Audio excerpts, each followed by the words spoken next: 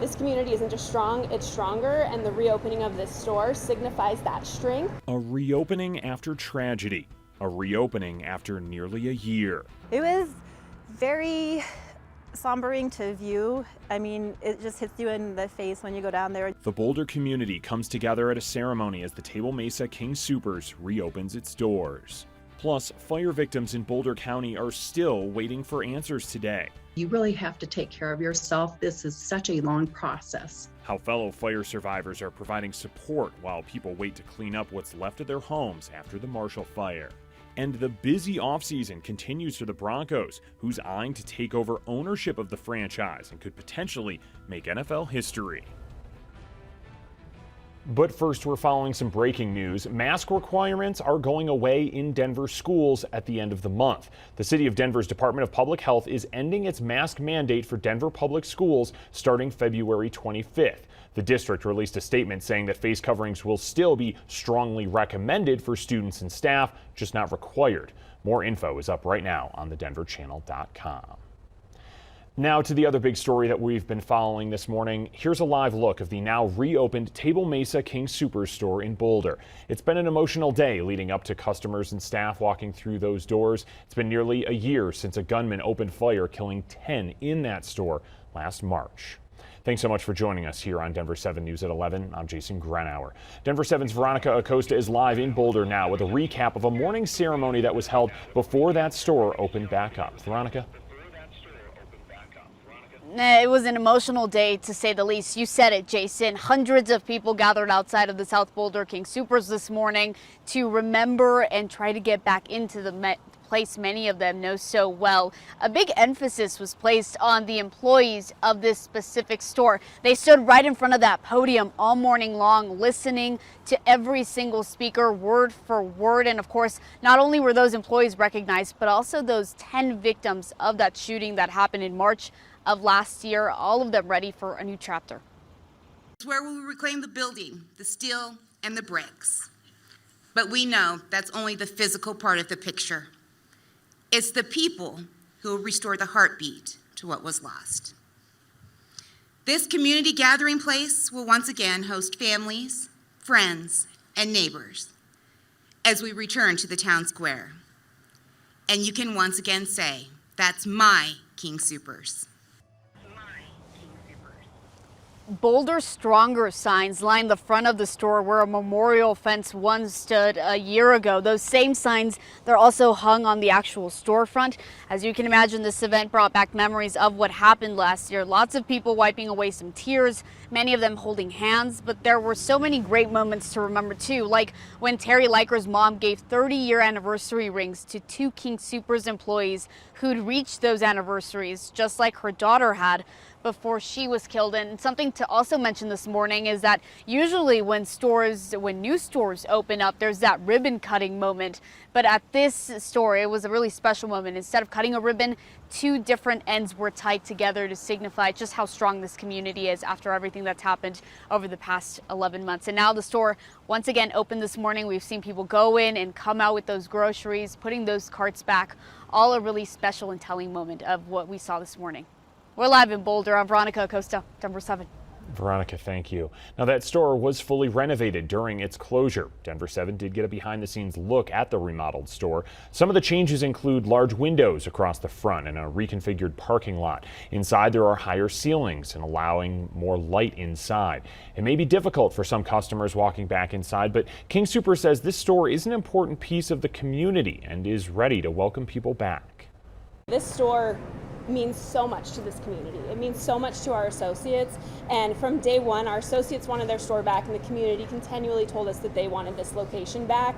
It's, if you will, a gathering place for people, and we are really excited to welcome them back. Now, on the west corner of the lot, there will also be a garden installed later this spring as a way of never forgetting the 10 lives that were lost. And that's not the only way that those victims will be remembered. After the shooting, the memorial outside the store along that fence, it grew with flowers, mementos, and heartfelt messages. Today, those items have been replaced with Boulder Stronger signs, but they aren't completely gone. Instead, those items will be displayed at the Museum of Boulder for everyone to see and remember what happened there. Like, it's not going to get thrown away. It's not going to just disappear. Like, it will still be in the public trust and will still be available to the community to help with healing and, research in the future and any, myriad of other opportunities and purposes for it.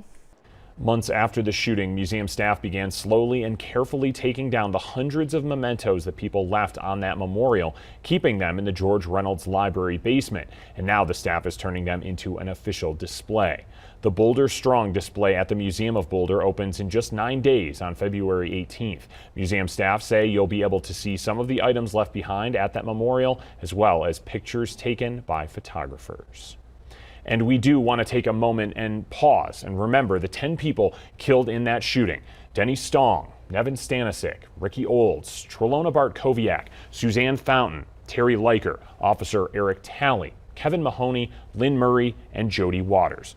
We've preserved their stories from their family and friends on our website, thedenverchannel.com, and on the Denver 7 Plus app. You can read those at any time.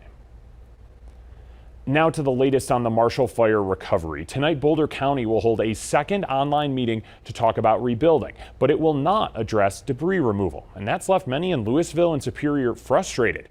Denver 7's Colette Bordelon connected with victims of the Waldo Canyon fire that destroyed more than 300 homes down in Colorado Springs. They say this process is simply a long one.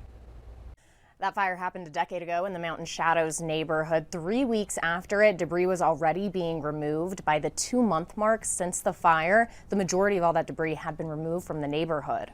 Of course, there are lots of differences between the two fires. The Marshall fire has several players involved. There's Louisville, Superior, and Boulder County. For the Waldo Canyon fire, it was one neighborhood in the Springs. The rebuilding process there was in large part spurred by a group called Colorado Springs Together. They had their first meeting the week the fire happened. It was a big team, bringing together people from the public and private sector to start rebuilding. They showed people how to clear the debris safely, and 1 year after the fire, had around 80% of the homes either rebuilt or with permits to rebuild.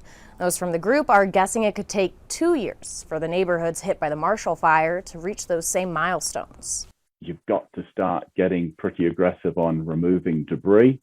And once that's out the way, then things start to move forward. You really have to take care of yourself. This is such a long process. They know right now they've lost everything. What they don't understand yet is how much time they're going to lose. Those with the Colorado Springs group say it's critical to have people who have actually been impacted by the fires involved in that recovery process.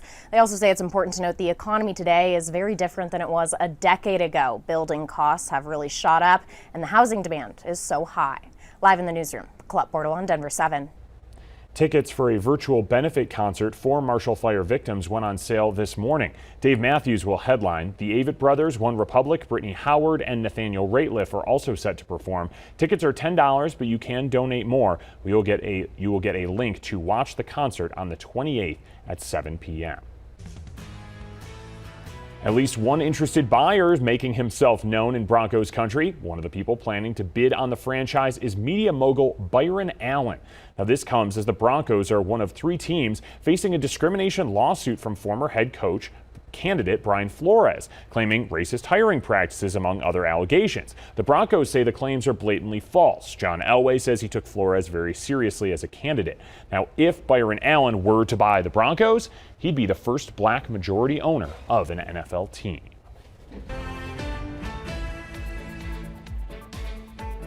Pfizer is expecting record profits thanks to its coronavirus vaccine and treatment pill. Pfizer anticipates it will make between $98 to $102 billion in sales in 2022, with more than half of that coming from its anti-COVID products.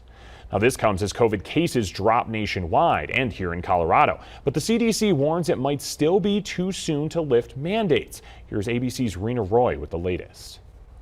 As the Omicron variant continues to ease its grip on the U.S., a growing list of states are loosening restrictions. New York Governor Kathy Hochul removing the state's indoor mask mandate. Given the declining cases, given declining hospitalizations, that is why we feel comfortable and it is time to adapt. New Jersey, Connecticut, Delaware, and Oregon all planning to roll back school mask mandates within the next month, leaving it up to school districts to make their own rules. Massachusetts doing the same. Everyone now has the tools and the knowledge to stay safe. It's time to give our kids a sense of normalcy and lift the mask mandate on a statewide basis for schools. As some push to do away with masks in schools, the American Academy of Pediatrics reports new COVID cases among children still remain extremely high, despite dropping for a second straight week.